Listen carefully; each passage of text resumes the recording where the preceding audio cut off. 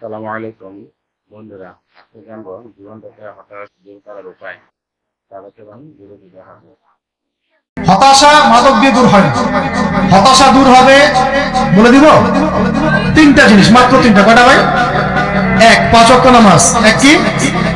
নামাজে আপনি অজু করে সিজদা দেন, ইনশাআল্লাহ আপনার মনে প্রশান্তি না আসলে আমাকে এসে বলেন যে আসুন।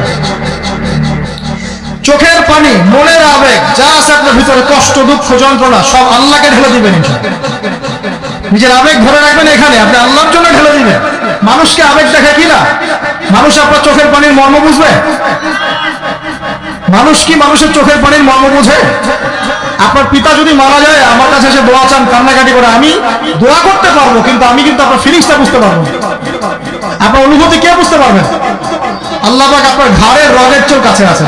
আমল হচ্ছে কোরআন তেলাওয়াত। যে ব্যক্তি কোরআন তেলাওয়াত করতে পারে নিয়মিত, তার মনের মধ্যে এই হতাশা, এই ভীরুতা, এই কাপুরুষতা কিছু আসবে ইনশাআল্লাহ, আমি গ্যারান্টি দিচ্ছি।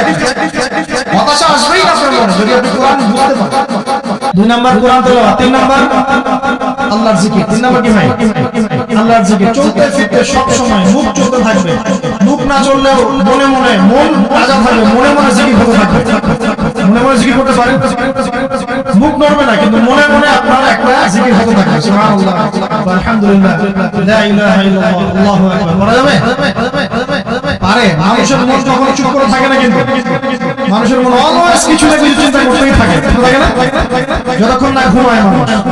তো প্রিয় ভাইরা, বেশি বেশি জিকির করব। সুবহানাল্লাহ, আলহামদুলিল্লাহ, লা ইলাহা ইল্লাল্লাহ, আল্লাহু আকবার, লা হাওলা ওয়ালা কুওয়াতা ইল্লা বিল্লাহ, এগুলো চলতে থাকবে। আল্লাহ পাক তৌফিক দান করুন।